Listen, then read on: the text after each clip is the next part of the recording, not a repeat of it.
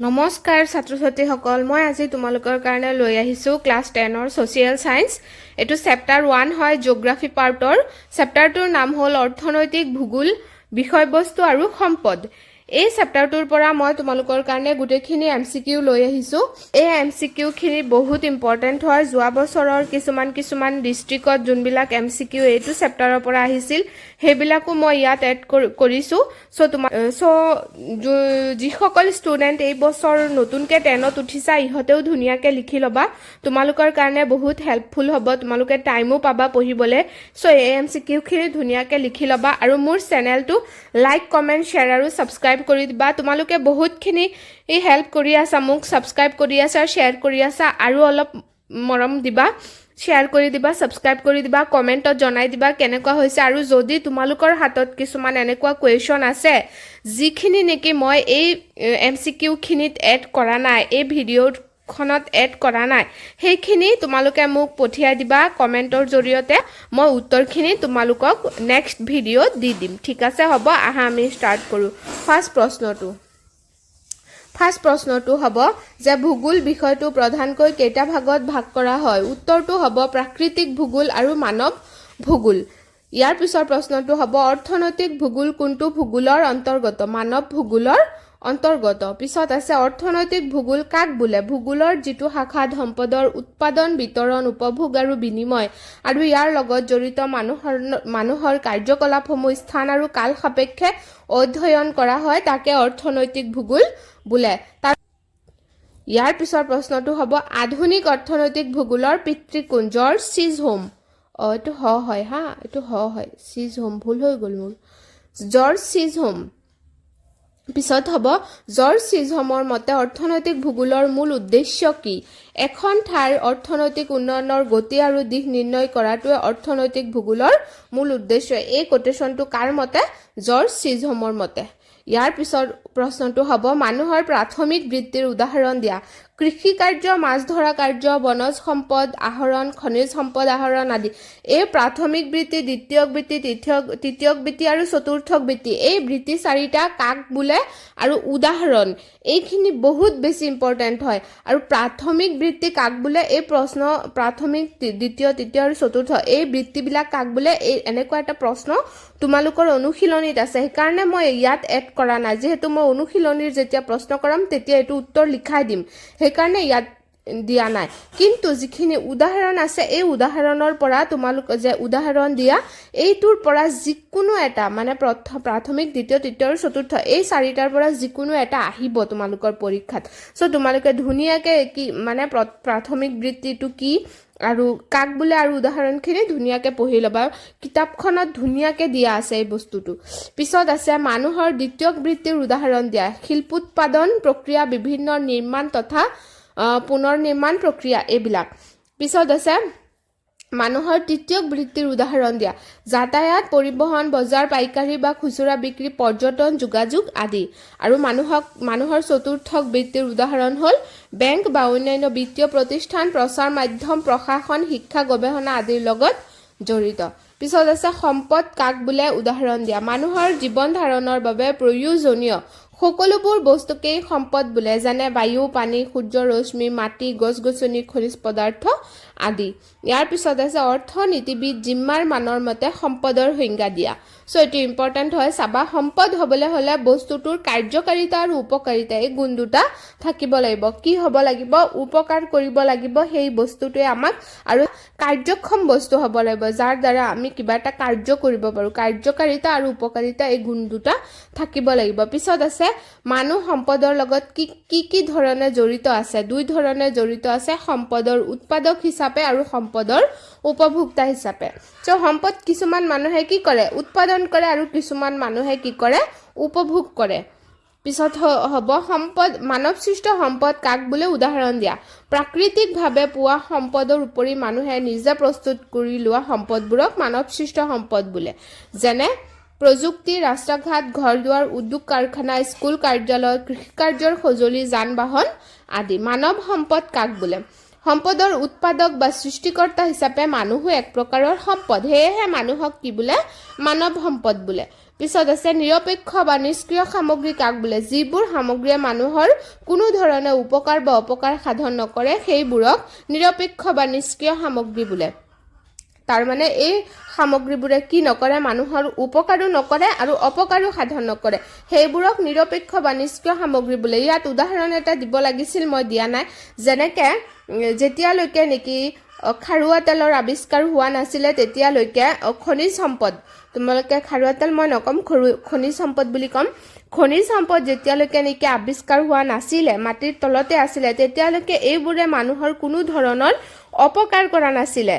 আৰু উপকাৰো কৰা নাছিলে পিছত যেতিয়া এটো আৱিষ্কাৰ হ'ল এতিয়া এটোৱে মানুহক কি কৰি আছে উপকাৰ কৰি আছে হেতু যেতিয়ালৈকে নেকি মানুহৰ খনিজ সম্পদ আৱিষ্কাৰ হোৱা নাছিলে তেতিয়ালৈকে এই সম্পদটো কি হৈ আছিল নিৰপেক্ষ বা নিষ্ক্ৰিয় সামগ্ৰী হৈ আছিল কাৰণ এটোৱে মানুহৰ উপকাৰ বা অপকাৰ সাধন কৰা নাছিলে এতিয়া সোৱা প্ৰতিৰোধক কাক বোলে এতিয়া প্ৰতিৰোধক হ'ব যিবোৰ সামগ্ৰী বা পৰিঘটনাই মানুহৰ অপকাৰ সাধন কৰে সেইবোৰক প্ৰতিৰোধক বোলে বুজি পাইছা অপকাৰ যোনবিলাকে কৰে সেইবিলাক হ'ল প্ৰতিৰোধক এতিয়া প্ৰতিৰোধক কি হ'ব অনুৰ্বৰ মাটি বানপানী জৰ্জৰিত অঞ্চল আদি পিছত হ'ব দামোদৰ নদী ক'ত অৱস্থিত পশ্চিম বংগত এই প্ৰশ্নটো যোৱা বছৰ সমহীয়া পৰীক্ষাত আহিছিল নগাঁও ডিস্ট্ৰিক্টত পিছত হ'ব সম্পত্তি কাক বোলে উদাহৰণ দিয়া যিবোৰ সামগ্ৰীৰ বিনিময় মূল্য আছে সেইবোৰক সম্পত্তি বোলা হয় যেনে ভূমি ঘৰ দুৱাৰ যন্ত্ৰপাতি কোম্পানীৰ অংশ আদি সৃষ্টি প্ৰক্ৰিয়া অনুসৰি সম্পদক কেইটা ভাগত ভাগ কৰা হয় তিনিটা প্ৰাকৃতিক সম্পদ মানৱ সৃষ্ট সম্পদ আৰু মানৱ সম্পদ গঠন অনুসৰি এইকেইটাও বহুত ইম্পৰ্টেন্ট হয় বহুত বেছি ইম্পৰ্টেন্ট হয় তোমালোকে চাবা সৃষ্টি প্ৰক্ৰিয়া অনুসৰি গঠন অনুসৰি স্থায়িত্ব অনুসৰি এনেকে মালিকী স্বত্ব অনুসৰি কেনে সম্পদক কেইটা ভাগত ভাগ কৰা হয় এইবিলাক তোমালোকে ধুনীয়াকে চাবা যিকোনো এটা আহিব পাৰে গঠন অনুসৰি সম্পদক কেইটা ভাগত ভাগ কৰা হয় আৰু কি দুটা যেনে জীৱীয় সম্পদ আৰু অজীৱীয় সম্পদ উপলব্ধ বা স্থায়িত্ব অনুসৰি সম্পদক কেইটা ভাগত ভাগ কৰা হয় আৰু কি দুটা নৱীকৰণযোগ্য সম্পদ আৰু অনৱীকৰণযোগ্য সম্পদ ইয়াৰ পিছত হ'ব মালিকী স্বত্বক ভিত্তি কৰি সম্পদক কেইটা ভাগত ভাগ কৰা হয় আৰু কি তিনিটা যেনে ব্যক্তিগত সম্পদ জাতীয় সম্পদ আৰু আন্তৰ্জাতিক সম্পদ ইয়াৰ পিছত হ'ব প্ৰাকৃতিক সম্পদ কাক বোলে উদাহৰণ দিয়া উত্তৰটো হ'ব যিবোৰ সম্পদ প্ৰাকৃতিকভাৱে সৃষ্টি হৈ প্ৰকৃতিত বিয়পি থাকে তেনে সম্পদবোৰক প্ৰাকৃতিক সম্পদ বোলে যেনেকৈ সূৰ্যৰ ৰশ্মি বায়ু পানী গছ-গছনি জীৱ-জন্তু খনিজ পদাৰ্থ নদ নদী আদি ইয়াৰ পিছত হ'ব পৃথিৱীৰ সমৃদ্ধিশালী দেশ কেইখনমানৰ নাম লিখা আহিব পাৰে হেৰি দি অপচন এনেকে দি যে কোন চাৰিটা অপচন দিব এনেকে যে কোনটো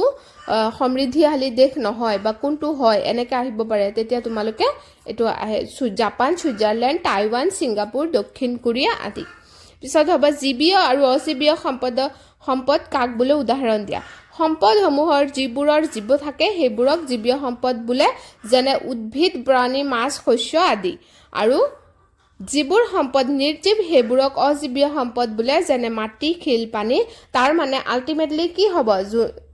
জীৱ থকা যোনবিলাক সম্পদ আছে এইবিলাক জীৱীয় সম্পদ আৰু জীৱ নথকা যিবিলাক সম্পদ আছে এইবিলাক অজীৱীয় সম্পদ সো অজীৱীয় সম্পদটো মাটি শিল পানী এইবিলাকে হ'ব এইবিলাকৰ জীৱ নাই তেনেকুৱা তোমালোকে এটো পাৰিবা পিছত আছে কোনবোৰ সম্পদ জীৱীয় মূলৰ কিন্তু বৰ্তমান অৱস্থাত অজীৱীয় এটো অজীৱীয় হ'ব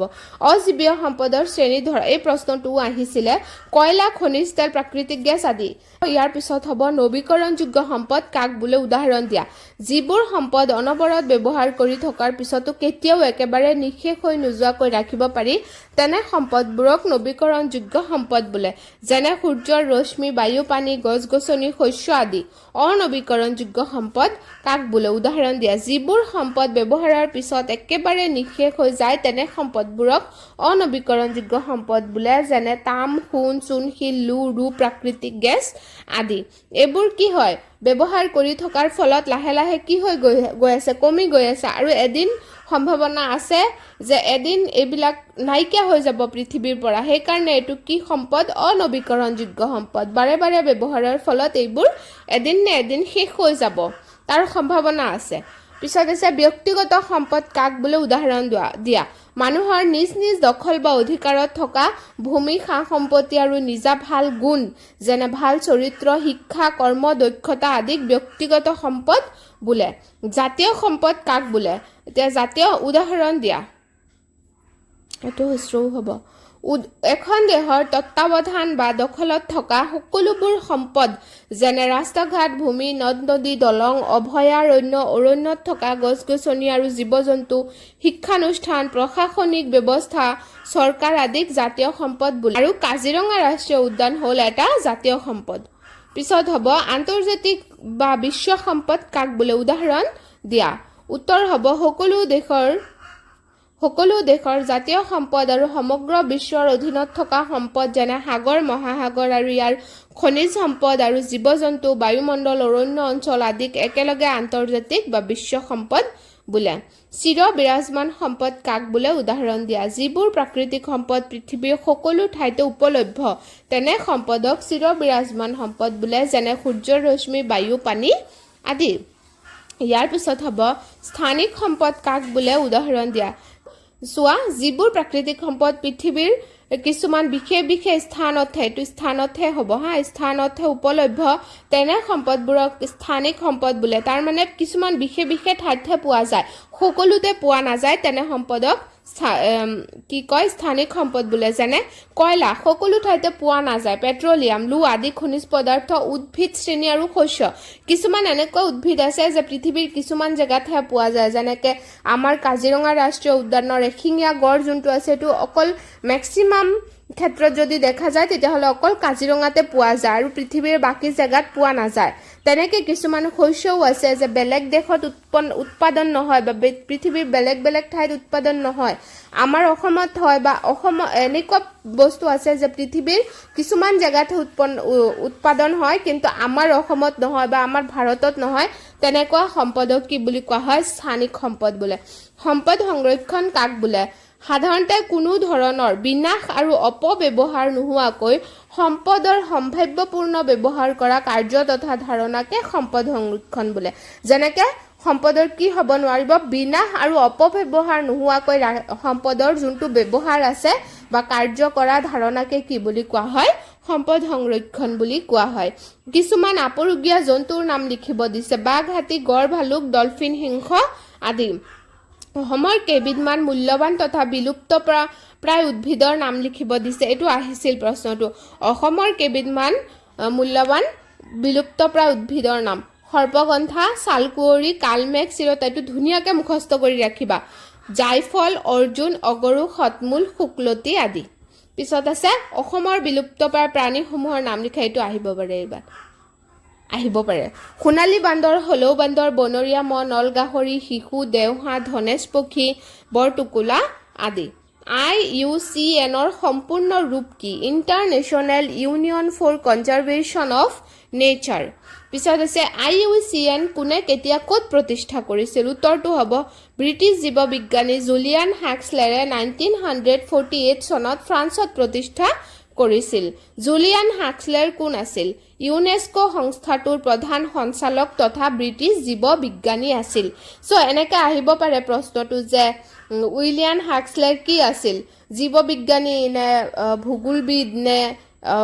এইটো চিকিৎসাবিদ তেনেকৈ আহিব পাৰে অপশ্যন দি তেতিয়া তোমালোকে কিহত টিক কৰিব লাগিব জীৱবিজ্ঞানী